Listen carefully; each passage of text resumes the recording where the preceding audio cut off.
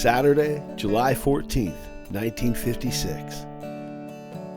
This weekend brought riders together for a dealer-sponsored ride up to Scout Lake.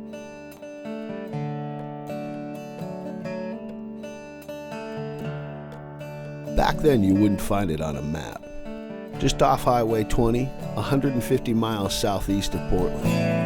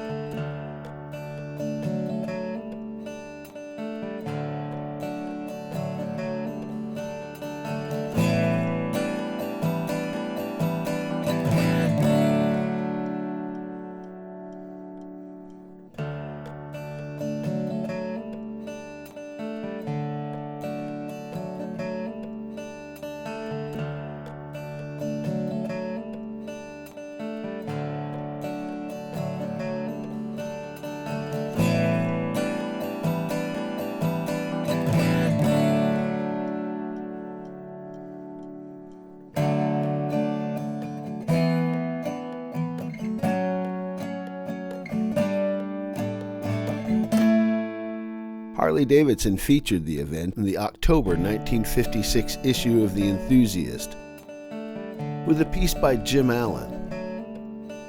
Through him, I was able to get in touch with his son Dale, who's 9 years old as he looks into the camera here.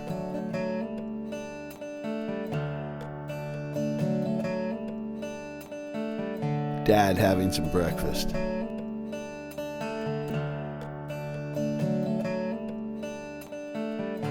Scotty slinging the bacon.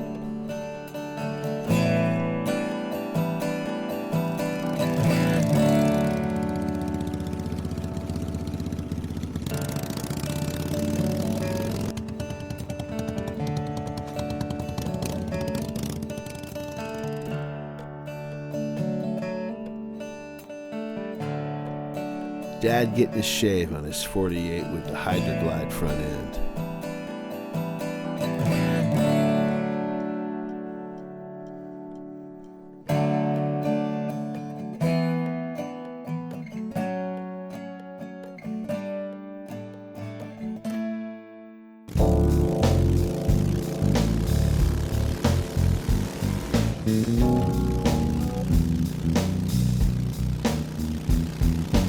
They rode all over the state.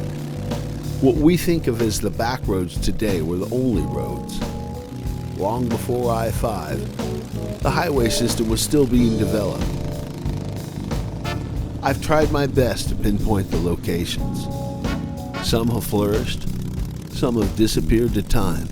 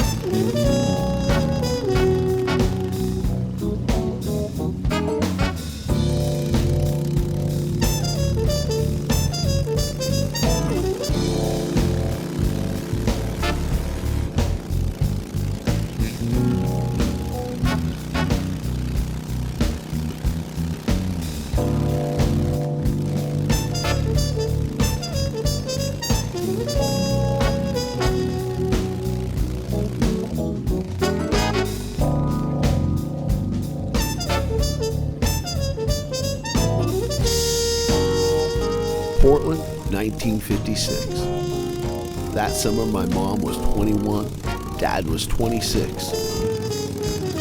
Dad was housemates with Jim and Floyd. He was already a top contender at the drag strip. Mom had her 127 camera. Dad had an 8mm movie camera. All of these memories have been in a box my entire life. Every so often, we'd get out the projector and popcorn. It was always cool to see Mom and Dad and remember where we came from. They were the real deal.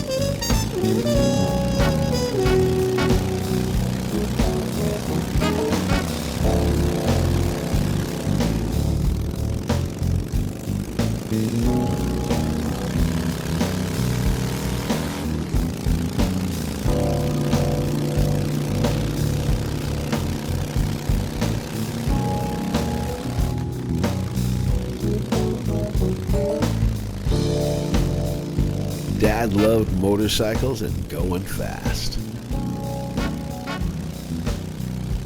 One day we were going through the trophies and I asked him what his proudest moment was. He handed me the trophy from a hill climb that he built the bike for. Not a race that he ran, but one he did for someone else. He passed away in 2009, leaving a lot of unanswered questions about the box of memories.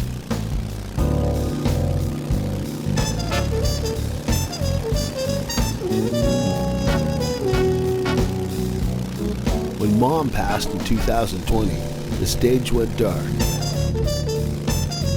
I took a chance and did a search that brought up a link to a rebuild on a 47 Knucklehead. The link also included the history of the bike, written by Denny McLain, where he mentions Dad and his drag bike.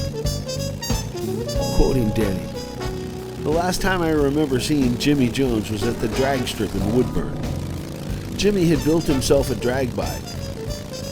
I remember Dad saying how neat it was that Jimmy had done that.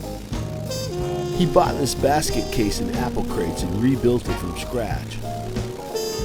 Man, could that thing fly. He beat all the cars they put him up against, but he finally lost out to another guy on a Harley. I don't remember ever seeing Jimmy after that."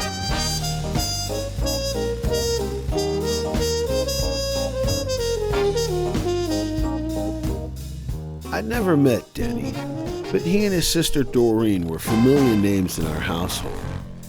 Mom and Dad rode with their folks, Scotty and Opal. I got Denny's number and gave him a call. It was like talking to a long-lost cousin. We really hit it off and agreed to stay in touch, but life had other plans and Denny passed before we spoke again.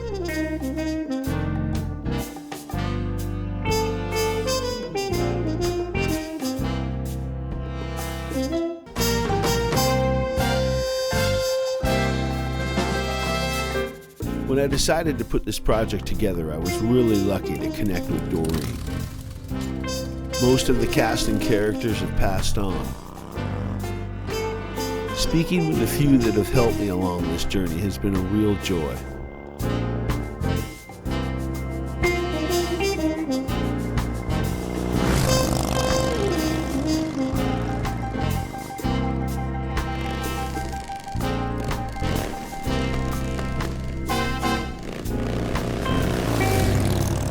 Eastside Harley-Davidson opened in the spring of 1951. Here in 56, everyone's gathered for a gypsy run. At 525 Northeast Davis, the building is still there. There were a handful of motorcycle clubs in the area, including the Rose City Road Cruisers, the Portland Cobras, the Lancers, and the Vancouver Black Cats.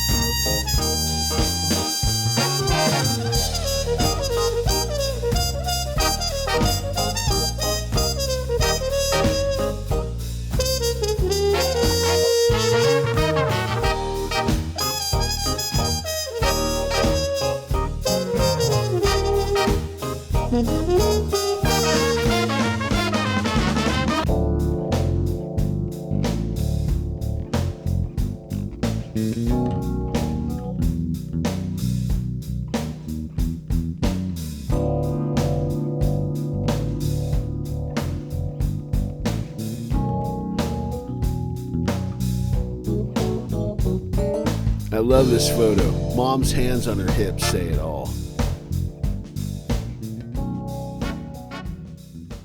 Dad's nitro-burning 80-inch custom Knucklehead with a Sprnger front end.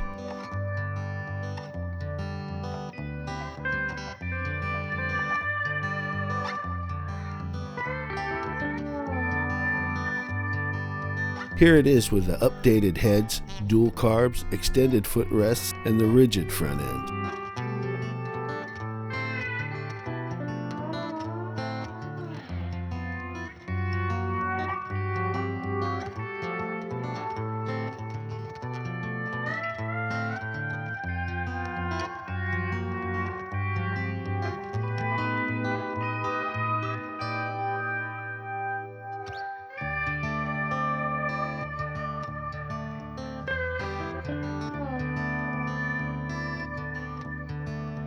This is the only footage of all the races. Dad had so many trophies. Shelton, Aurora, Woodburn. He was a steady winner all over the area, in an era that was the beginning of drag racing. In these early days, sponsors were rare. These guys were all hands-on doing their own thing. The more you knew, the faster you went. The drag racers met up 3 times a week at different locations, Mom and Dad's place being one of them. One of these groups was the beginning of the Northwest Timing Association.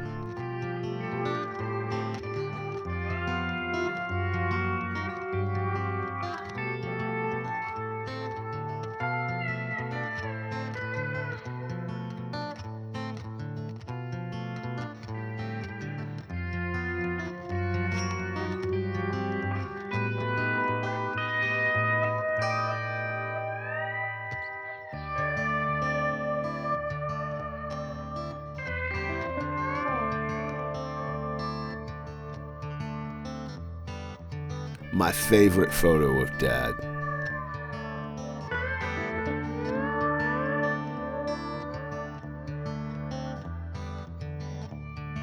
Marlo, 85 when we spoke. Still a badass, traveling the world chasing the land speed record.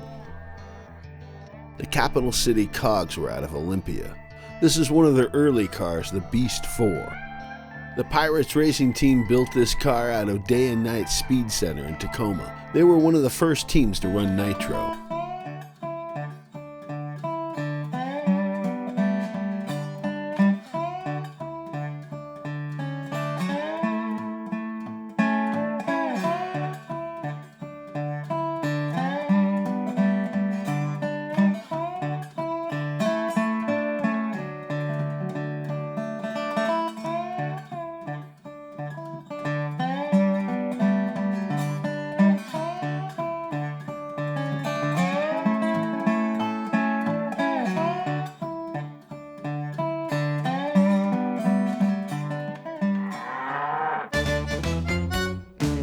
Dad had buddies in all kinds of motorcycling. Cruising, drag racing, flat track, scrambling, hill climbers, cafe racers. They did it all.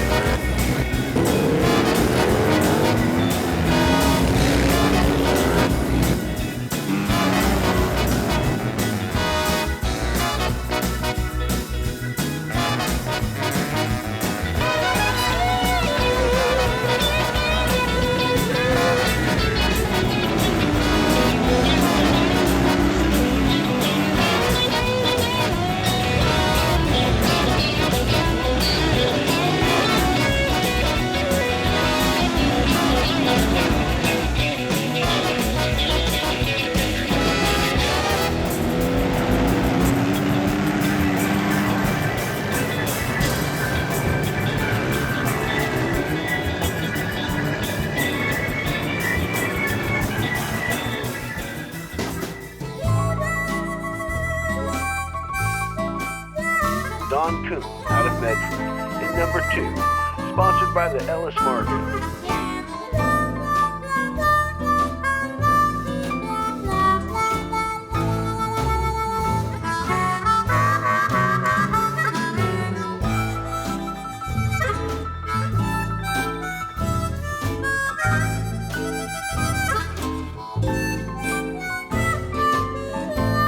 Jack at number 28.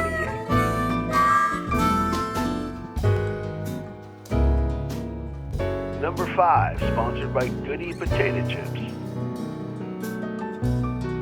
And number 27.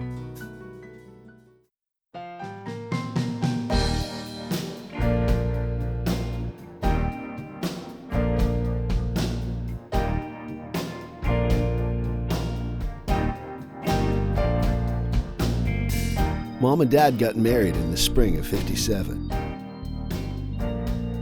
Tammy was born in the fall of '58. In 1960, the family moved to Everett and opened the Harley shop on 16th and Broadway. I was born in '61.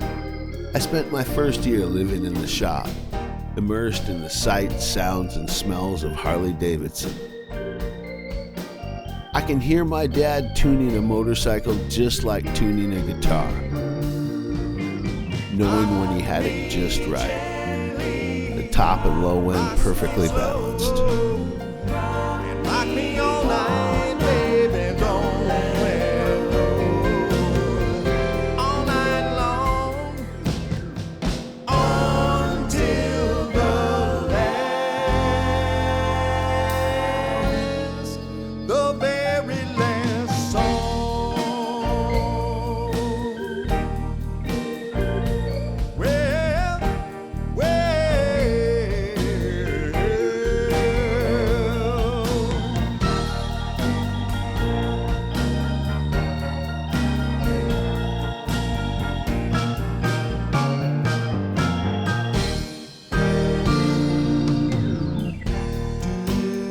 Dad was still racing when we moved to Everett.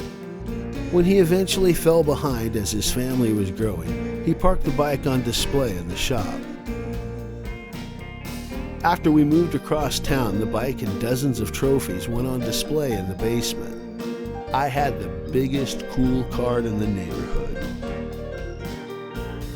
After 10 years, Dad decided to sell the bike. A couple young guys came over and bought it for the frame. Of all the I wish I still had it moments in life.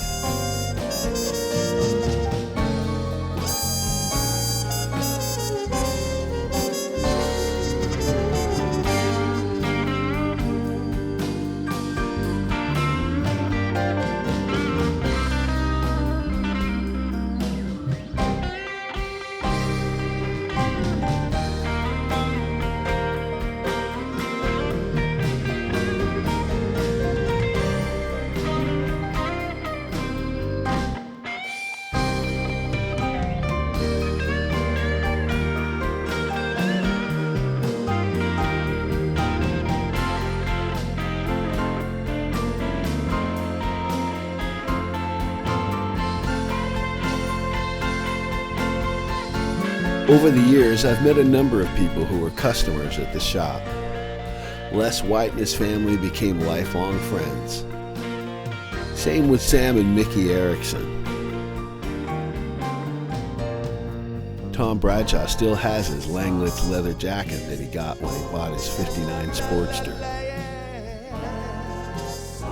My neighbor Bob Smith bought a bike and then ran into my dad years later on a job site, recognizing his laugh from across the room. Gotta keep on Noel. Well, gotta keep on.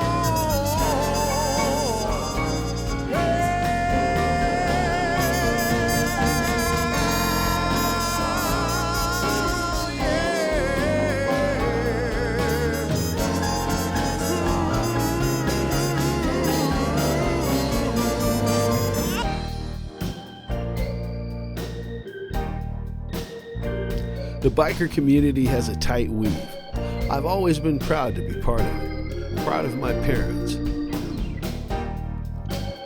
Thanks so much for watching, taking a look back with me. This was one of many lifetime adventures in the Jones family.